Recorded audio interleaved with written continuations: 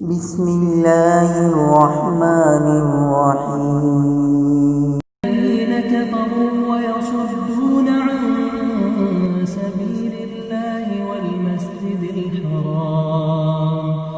والمسجد الحرام الذي جعلناه للناس سواء العاكف فيه والباد ومن يرد فيه بإلحاد بظلم نذقه من عذاب أليم. وإذ بوأنا لإبراهيم مكان البيت ألا تشرك بي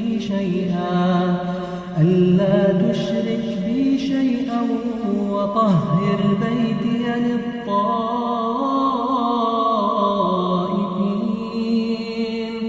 للطائفين والقائمين والركع السجود.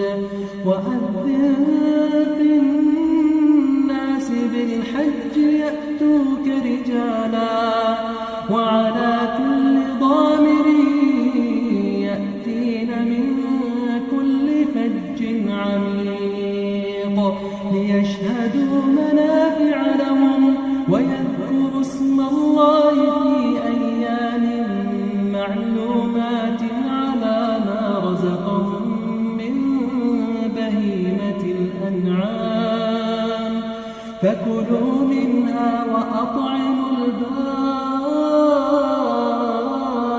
الفقير ثم ليقضوا تفثهم وليوفوا نذورهم وليطوفوا بالبيت العتيق. ذلك ومن يعظم حرمات الله فهو خير له عند ربه. وأحلت لكم الأنعام إلا ما يتلى عليكم فاجتنبوا الرجس من الأوثان واجتنبوا قول الزور حنفاء لله غير مشركين به. ومن يشرك بالله فكأنما خر من